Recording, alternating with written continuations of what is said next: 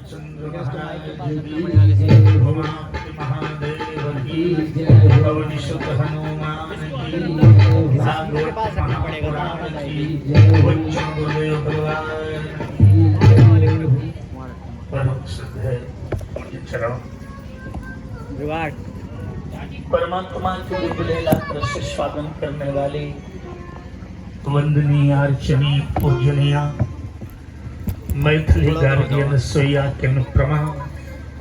धरा की धरोहर मेरी माता बहनों एवं परमात्मा की मंजिल में त्रिवेणी पर अपने जीवन के कलुष होने वाले परमात्मा चरणारविंद रागी भक्तवृंदो बड़े सौभाग्य का अवसर खिला जो बैठकर कथा सुन रहे हैं। कथा के कल्पद्रुम कमनीय कोकिल वेद व्यास कथा सुना रहे हैं और वेद व्यास के परम प्रिय सुखदेव जी महाराज परीक्षित को 7 दिन कथा सुना रहे हैं। परीक्षित प्रश्न करता है गुरुदेव जीवन 7 दिन है इतवार से लेकर शनिवार तक और भगवान जीवन बहुत छोटा है और मंजिल बहुत बड़ी है। 7 दिन में काम बन जाएगा। तब महात्माओं की उम्र 1000 वर्ष होती थी, किसी की 10,000 वर्ष उम्र होती थी। अब तो खाली 7 दिन की है। इतवार से शुरू हुआ और शनिवार तक।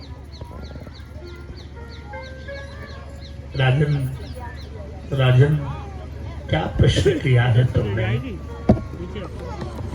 7 दिन तो बहुत है मामा जी, 7 दिन तो बहुत है। बोले क्या? बोले जागने और सोने में कोई विशेष अंतर नहीं। सोए तो 90 साल सोए, जगे नहीं। और जगह तो कितनी देर लगी? मुहूर्तम जलितम श्रेयम। राजन 7 दिन तो बहुत है। अगर जग जाए तो आधा घंटा बहुत है और न जगा जरा बक्से की आवाज थोड़ी बढ़ा कम कर रहा है। अगर जग जाए तो आधा घंटा बहुत है और न जगा तो। इसलिए निवेदन करूंगा बस केवल एक सूत्र है। क्या? ईगो कम करो। एक सूत्र है। दुनिया में सबसे कठिन अगर कोई काम है तो कथा सुनना। दुनिया में अगर सबसे कोई कठिन काम है तो कथा सुनना। क्यों? कथा पर बैठना और बात है, लेकिन कथा तुम पर बैठ जाए और बात है। कथा पर तो कोई बैठ सकता है। मछली सारी जिंदगी गंगा में पड़ी रहे और बात है, लेकिन गंगा का बोध हो जाए और बात है। पूरी जिंदगी मछली गंगा में रही और जब निकाला गया तो लोगों ने कहा मछली मुझे तो एक बूंद मिला है, मेरा जीवन धन्य हो गया, और तुझने तो सारा जीवन गंगा में काटा है, तेरा क्या होगा? तो मछली ने कहा बोध की बात है, मैं गंगा में रही तो, लेकिन गंगा का बोध न होगा। तो सारी जिंदगी मछली गंगा में पड़ी रही मामा, लेकिन मछली की मुक्ति न हो पाई और तुमने एक बूंद गंगा जल पी करके अपने को धन्य। तो निवेदन करूंगा कथा पर बैठना और याद रखना दुनिया में सबसे बड़ा अगर कहीं पुण्य है, 10वें स्कंद में ब्रजांगनाएं भगवान श्याम सुंदर से कहती हैं में मैं पुण्य करना चाहती हूँ। बोले क्यों? बोले पाप का परिणाम दुख है और पुण्य का परिणाम सुख है। तो जीवन में मेरे दुख ना आए तो मैं पुण्य करना चाहती हूँ, क्योंकि पुण्य का परिणाम सुख है। तो पुण्य क्या है? भगवान श्याम सुंदर ने कहा दिखाओ दुनिया में सबसे बड़ा अगर कोई पुण्य है तो जानते हो क्या मामा? नास्ति कथा समम पुण्यम। कथा श्रवण से बड़ा दुनिया में कोई पुण्य नहीं है। इसका मतलब है तुम्हारा कोई भाग्य जगा है। आदमी दुनिया में सब कुछ करेगा लेकिन सुनेगा नहीं। तो हम तो माताओं को बड़ा धन्यवाद करते हैं। ये जब भगवान शंकर जब मैया पार्वती को राम कथा सुनाने लगे तो शंकर जी को देख करके तुलसी बाबा भागे और मैया पार्वती से बोले, धन्य सती पावन मति तोरी। क्या बात है, मैं तुम्हें धन्यवाद दे रहा हूँ। पार्वती ने कहा क्यों? बोले, हिंदुस्तान की नारी सुनाए बहुत कठिन, हिंदुस्तान की नारी सुनाती तो है, लेकिन जब भगवान शंकर के चरणों पर बैठ करके महारानी पार्वती ने कहा, भगवान कथा जो सकल लोक हितकारी, सोई पूछन चाह शैल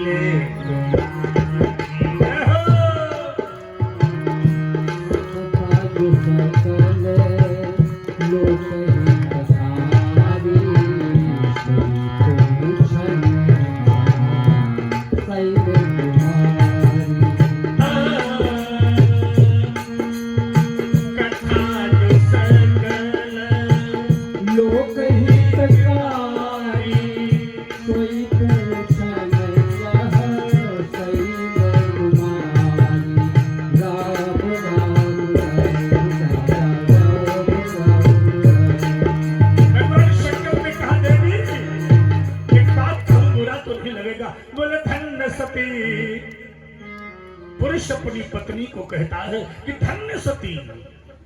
महारानी पार्वती ने कहा, महाराज धन्य शब्द कहाँ से आया? लोग कहते हैं आज मैं धन्य हो गया। याद रखना, दुनिया के दो शब्द हैं। एक तो शब्द है मामा, जानते हो क्या? धनवान हो जाए, और दूसरा शब्द है धन्य हो जाए। बस दुनिया के दो ही खेल हैं। पहली भाग तुम्हारी कहाँ पर है? धनवान हो जाए, लेकिन यहीं तक सीमित न रहना। क्यों? चित्तौड़ के साम्राज्य की महारानी चित्तौड़ के साम्राज्य का परित्याग कर वृंदावन की गलियों में घूम रही थी। कहाँ? पैर में चप्पल नहीं।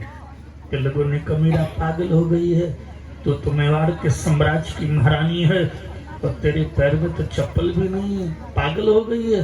उसने कहा, बहना मेवाड़ का साम्राज्य पा करके धनवान तो हो गई है, धन्य न हो पाई। तो मेरा से पूछा लोगों ने कि धन्य कैसे बनेगी? तो मेरा ने कहा धन्य बनूंगी, लेकिन जो वो धन मिल जाए। बोले कौन वाला? बोले जिसको पा करके धन्य होना है। तो बोले जब वो मिलेगा। 3 साल मीरा रही वृंदावन में, आवाज लगाई, ए दुनिया वालों आओ, आज मैं धन्य हो गई। बोले क्या मिला? बोले धन। बोले कौन? बोले पायो जी मैंने। कौन धन?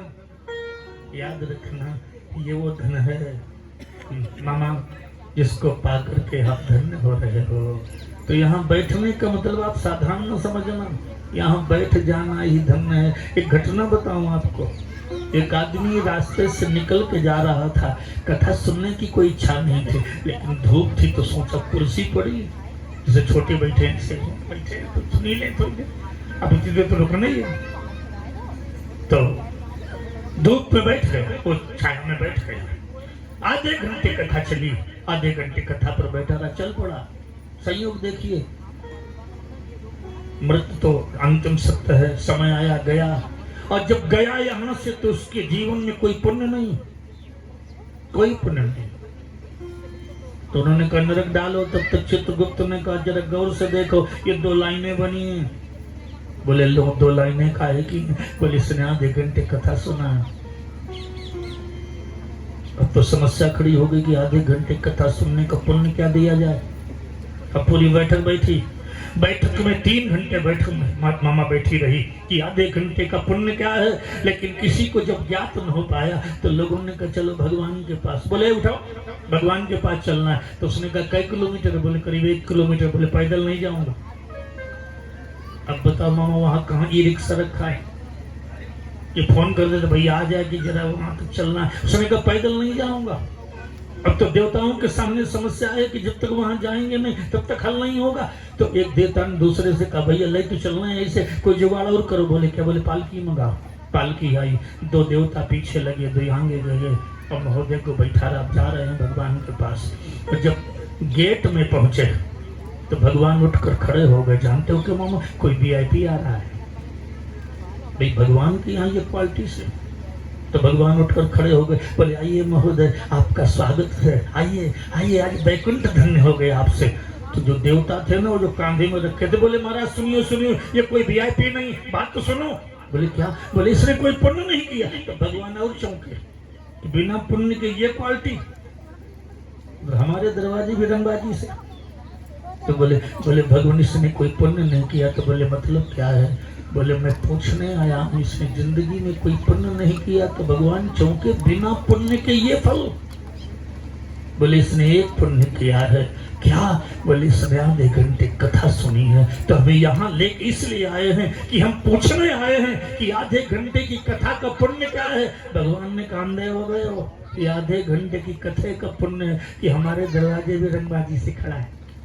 आधा घंटा का पुण्य। तो 10वें स्कंधों में गोपिकाएं कहती हैं भगवान श्याम सुंदर से कि दुनिया में सबसे बड़ा पुण्य क्या है। तो भगवान कहते हैं नास्ति कथा समम पुण्यम, कथा श्रवण से बड़ा दुनिया में कोई पुण्य नहीं। लेकिन शर्त है क्या? वक्ता प्रसन्न हो, मामा श्रोता प्रपन्न हो। समझ रहे मेरी बात? नहीं समझे? मतलब तमन्ना जल की देर में है तो पहले प्यास पैदा कर।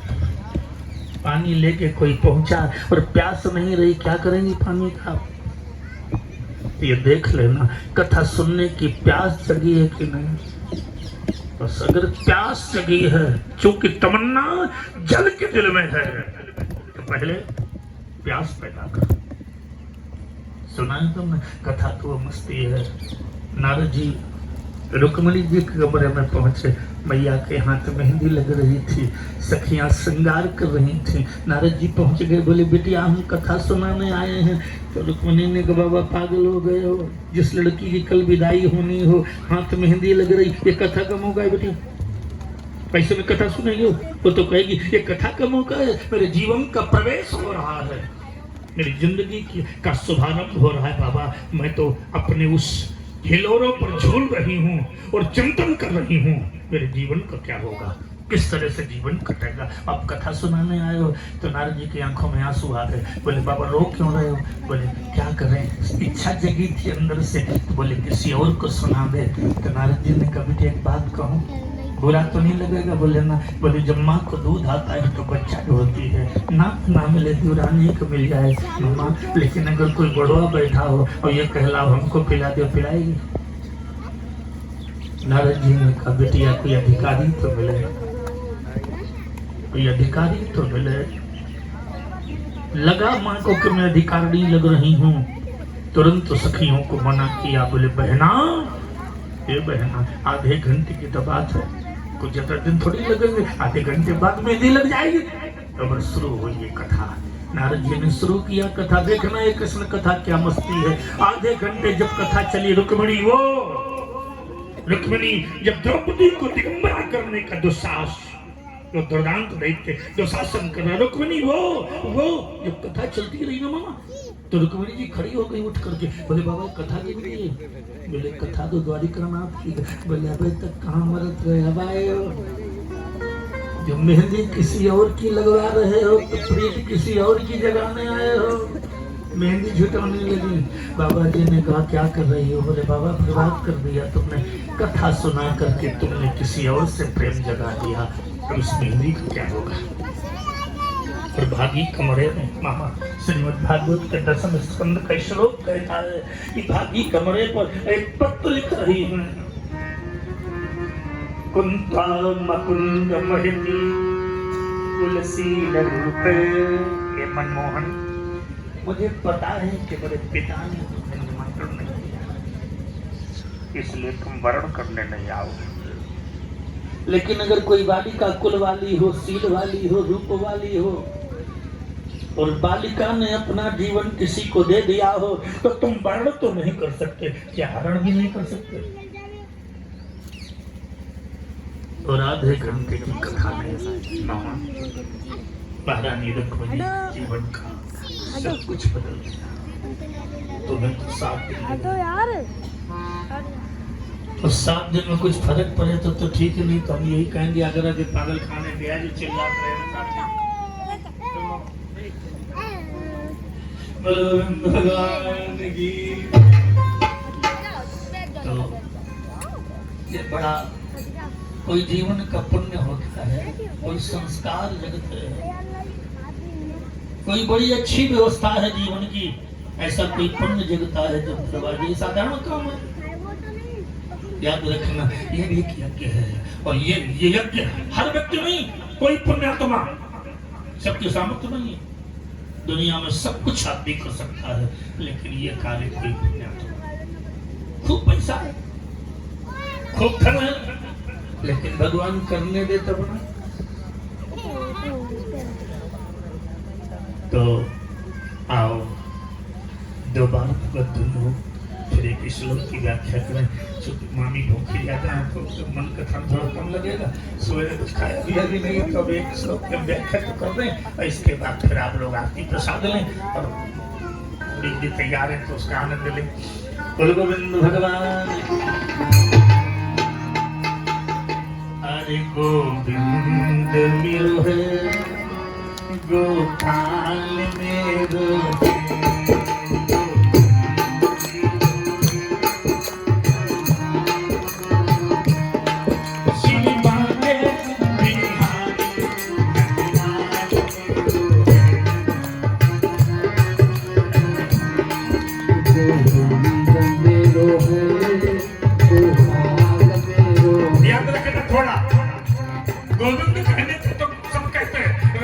सबको का है ठाकुर यो चोर, लेकिन बस फर्क क्या है, इस समय गोविंद मेरो है, खेल तो यही सब। बुलाने के बाद ऐसा लगे कि कहीं कोई डर हो, क्या पता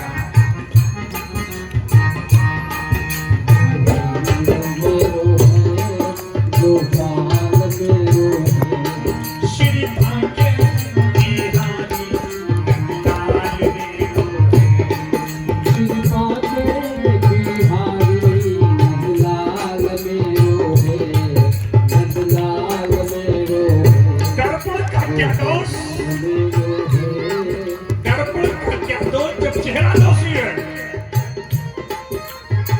के सामने खड़े हो और तुम्हारी आंख खराब हो तो बार बार कहेंगे तेरी आंख खराब, तेरी आंख खराब, क्या करे हो? दर्पण क्या क्या दोष जब चेहरा दोषी है, और दर्पण का क्या दोष जब उंगली छोटी है। पितरों को पानी काट देते हैं, बाबा बोले पानी कम मिल रहा है तो ना पीने का, बाबा का तसला से देना होगा, मंजली छोटी। तो दर्पण का क्या दोष जब चेहरा दोषी है, और तर्पण का क्या दोष जब मंजली छोटी है। मामा श्री लाख कोसते रहो कर्म को बार बार, लाख कोसते रहो कर्म को तुम बार बार, और अर्पण का क्या दोष जब भावनिक होती है।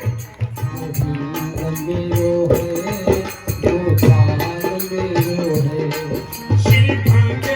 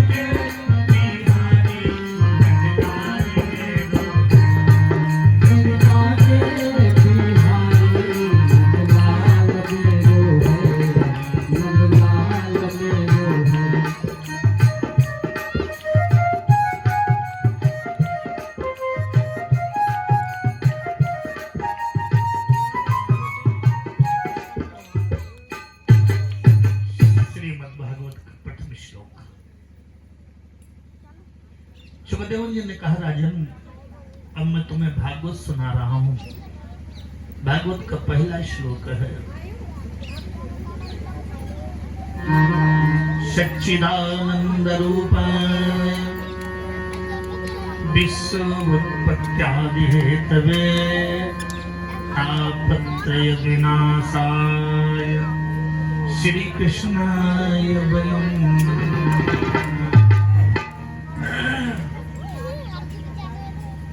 सुखदेव जी कहते हैं राजन जिस परमात्मा की हम कथा सुना रहे हैं ना, थोड़ा जब 10 मिनट की बात है बेटी, 10 मिनट बात नहीं करा, बस 10 मिनट बात, जब 10 मिनट कथा सुन लो बस फिर इसके बाद काम हो।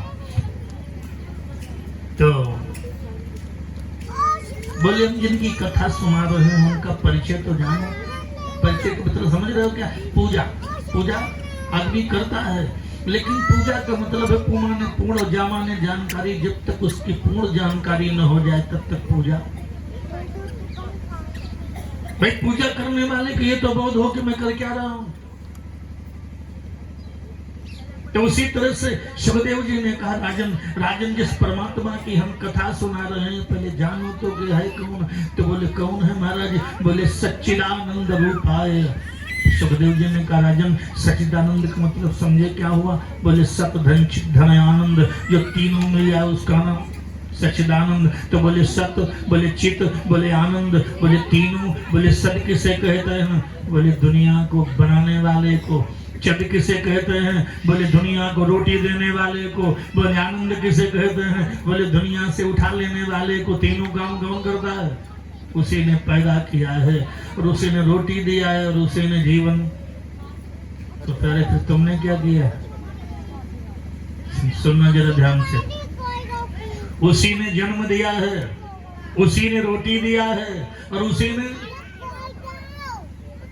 मृत्यु भी उसी के हाथ है। बहाना भले कोई बनाए लेकिन जब तक वो चाहेगा नहीं। तो सुखदेव जी कहते राजन सच्चिदानंद रूपाय। सब पैदा भी उसी ने किया। एक लड़का रोज मंदिर जाए तो पिताजी ने कहा मंदिर क्यों जाता है? बोले भगवान रहते हैं। बोले कौन भगवान? बोले वही जो दुनिया बनाते हैं। बाप ने कहा मूर्ख, दुनिया कोई नहीं बनाता, अपने आप बनती है। और ये ड्रामा बन गया कि कोई भगवान है। लड़के ने कहा आज से मंदिर जाना बंद। अगर दुनिया कोई बना ही नहीं रहा तो फायदा क्या है? उसने कागज लिया और पेंसिल लिया और पेंसिल से चित्र बनाया, मेज में रख दिया। जब पिताजी आए तो लड़के से बोले बेटा ये चित्र किसने बनाया है? लड़के ने कहा पिताजी पेंसिल और कागज ने। बोले मूर्ख, पेंसिल और कागज में क्षमता है कि चित्र बना ले? बोले पिताजी मैं तुमसे वही कह रहा हूं कि माँ और बाप में क्षमता है कि बेटा बना ले। बनाने वाला वही तो संसार का मालिक है। इसलिए सुखदेव जी कहते हैं राजन सत, दूसरा चिद। रोटी भी उसी। जब भगवान लक्ष्मी जी की शादी हो गई मामा ना, तो किसी ने लक्ष्मी जी से कह दिया कि दीदी तुम बड़ी भाग्यवान हो। बोले काहे? बोले तुम तो भगवान देवी आई है। लक्ष्मी जी के हक से हुआ कि भगवान माने। बोले जो दुनिया को खिला के खाते हैं। लक्ष्मी जी ने कहा बिल्कुल झूठ। इतनी बड़ी दुनिया को जिसके 15 लड़का हो उसको तो पता नहीं लगे कौन चाय पी गया, कौन भूखा चला गया। इतनी बड़ी दुनिया का मालिक और सबको खिला के खाता। लक्ष्मी ने कहा संभव। अष्टाई करती हूँ। एक चीटी लिया और डिबिया में बंद किया, बंद करके अलमारी में रखाई। रात को जब 10 बजे भगवान आए और लक्ष्मी से बोले देवी भूख लगी है कुछ लाओ। तो लक्ष्मी जी ने कहा मैंने सुना है आप भगवान हैं। भगवान ने कहा सुना क्या है? तो बोले भगवान किसे कहते हैं? बोले जो दुनिया को खिला के खाए। तो बोले अब कोई भूखा तो नहीं बचा। तो लक्ष्मी जी से भगवान ने कहा अगर कोई भूखा रह गया ना तो उसी दिन से भगवान का डिप्लोमा खत्म। लक्ष्मी जी ने कहा अगर कोई रह गया तो? भगवान ने कहा संभव। लक्ष्मी जी ने कहा रुको। गई वो चीटी रखी थी ना सवेरे डिबिया में, गई और सेब खोला और चीटी लेकर के आई और भगवान के सामने रख करके बोली इसको क्या दिया है?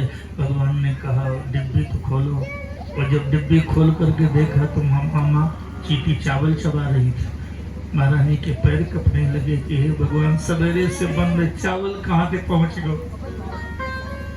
ये सवेरे से बंद डिबिया चावल कहां से पहुंच गया, तो कांपने लगी। तो भगवान ने कहा लक्ष्मी कांपो नहीं, तुम जब इसको बंद कर रही थी ना तो तुम्हारे माथे में तिलक लगा था, उसी तिलक के 2-3 चावल गिर गए थे, तो हमने सोचा खूब बंद रखो, इसकी तो 15 दिन की व्यवस्था है।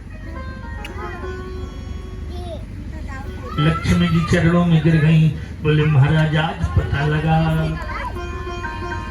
कि मेरे मालिक की ये दुकान है, ये मेरे मालिक की दुकान है, सबका जीवन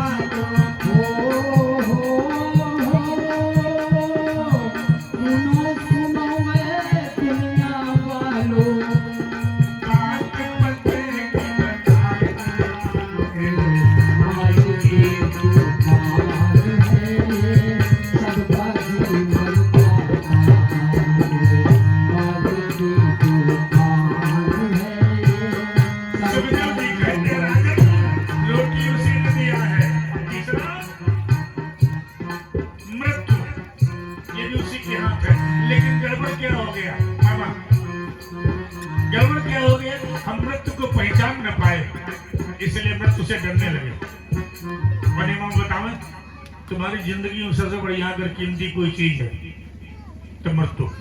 पूछो कैसे? पर तुम सबसे ज्यादा अगर किसी से डर रहे हो तो केवल, और जबकि सबसे कीमती चीज, सुनियो ध्यान से, जब समय बुढ़ापा का आया ना तो 100 ग्राम खारी के बुढ़ापा में तो बहू कहती है लड़के से कि तुम्हारे तो पापा पूरा दिन झाड़े पोछे में खखार थूकते हैं, तो लड़का कहता कुछ न कहिए और थोड़े दिन की मेहमान। अगर पता लग जाए कि परमानेंट इनको यहीं रहना है तो ईमानदारी से बताना खटिया कमरे में होगी कि रोड में?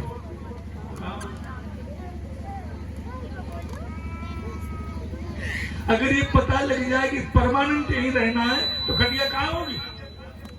याद रखना तुम्हारे जीवन की कदर इसीलिए है कि तुम्हारे पीछे मौत लगी है, और जीवन से जब मौत चली जाएगी तो जीवन की कदर समाप्त हो जाएगी।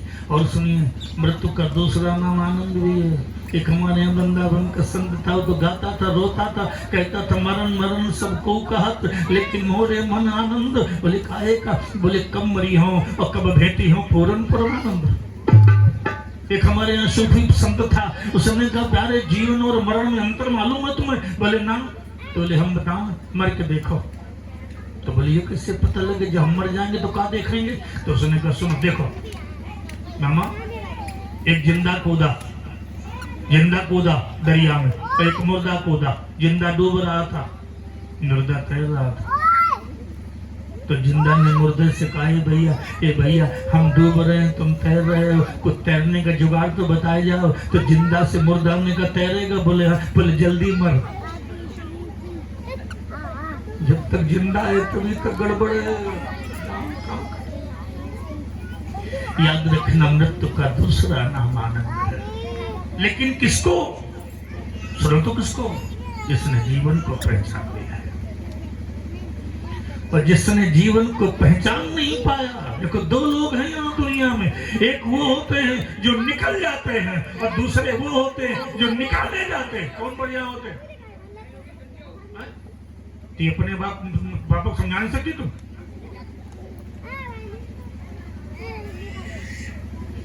दो प्रकार के लोग दुनिया में, एक वो जो निकल जाए और दूसरे वो जो निकाले। कौन बढ़िया होते? बोले गोविंद भगवान की। सच्चिदानंद रूपाय विश्व उत्पत्त्यादि हेतवे तापत्रय विनाशाय। सुखदेव जी कहते, राजन तुम्हारे जीवन में 3 ताप लगे हैं, ये जुगाड़ सुनना है केवल यहाँ। ये तो तीनों खेल कंप्लीट हैं, अब तुमको सीखना क्या है? तापत्रय विनाशाय श्री कृष्णाय वयं नमः। एक बार मंदिर में जाकर गोविंद से इतना कह दे कि गोविंद हम तेरे हैं, जानते हो क्या होगा? तापत्रय विनाशाय, ताप चले जाएंगे तीनों जी से। ये तुम्हारे पीछे कौन बैठी? तुम्हारी पत्नी प्रणबल्लवा। इन्होंने दोनों हाथ उठाकर मंडप में कहा कि मैं तुम्हारी हूँ। तब से जब इनकी साड़ी और कपड़ा लाना होता है, मायके को फोन करते हो, तुम लाते हो। एक बार दोनों हाथ उठाकर जब कोई बालिका कह देती है कि मैं तुम्हारी हूँ, जीवन किसका हो गया? उसी तरह से जब जीवात्मा दोनों हाथ उठाकर परमात्मा से कहता है, गोविंद गोविंद मैं तुम्हारा हूँ, बस दोनों हाथ उठाकर तापत्रय विनाशाय, तेरे जीवन के तीनों ताप चले जाएंगे। एक बार मंदिर में जाकर गोविंद से कह रहे, एक परमात्मा तेरे सिवा दुनिया में कोई नहीं, लेकिन ये जो दीपू बैठे हैं इनकी तरह न करना। ये मंदिर जाते हैं ना तो भगवान से कहते हैं दुनिया में तेरे सिवा कोई नहीं, और घर में लेट हो गए और जब पत्नी ने आंखें दिखाई बोले कसम खवा ले तुम्हारे सिवा दुनिया में। ऐसा न करना कि मंदिर जाओ तो परमात्मा से कुछ कहो, घर आओ तो। तापत्रय विनाशाय श्री कृष्णाय वयं नमः। एक बार दोनों हाथ उठाकर गोविंद, और चूंकि संसार का हर व्यक्ति इसी में फंसा है, 3 ताप। दैहिक दैविक बोले भौतिक ताप। लेकिन ये कब समाप्त होंगे? तो बाबा तुलसी ने पूछा कि बाबा समाप्त कब होंगे? बोले राम राज्य का हुए नहीं। जब तक जीवन में कामनाएं भरी है, जब तक काम राज है,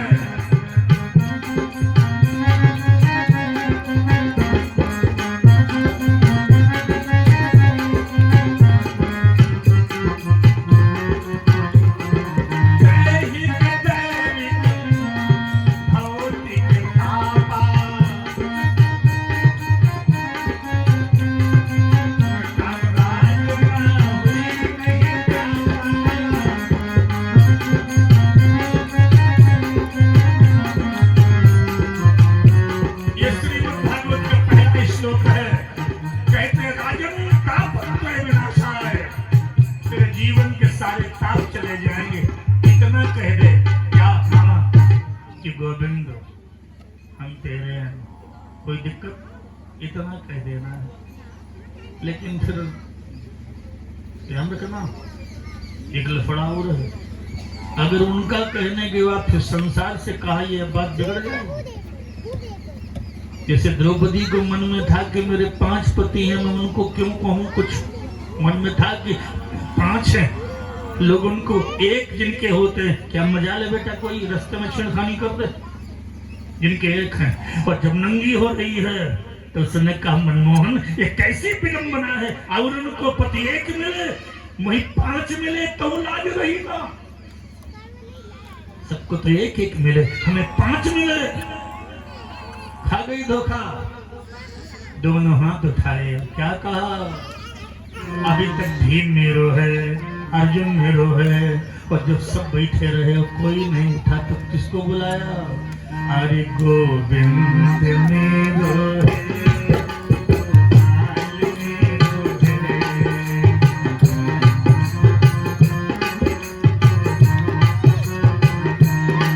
श्री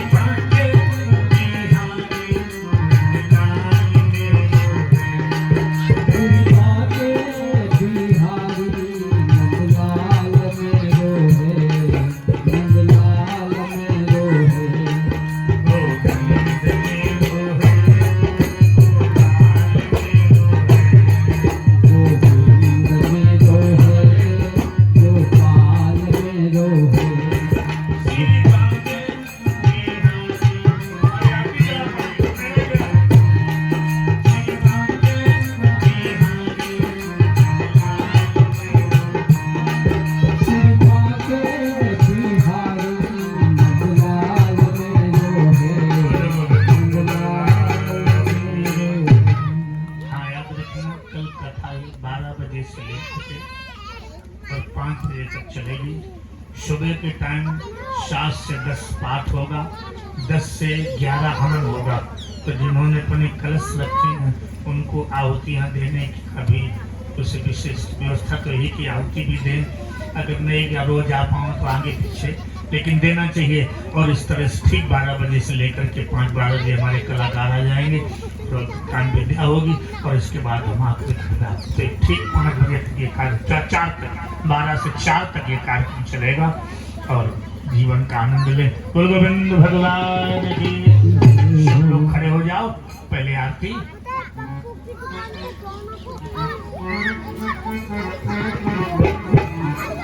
पावर बैंक हटा दे, ऊपर रख ले, फोन से कर ले। अच्छा उसको हटा दे, उसको हटा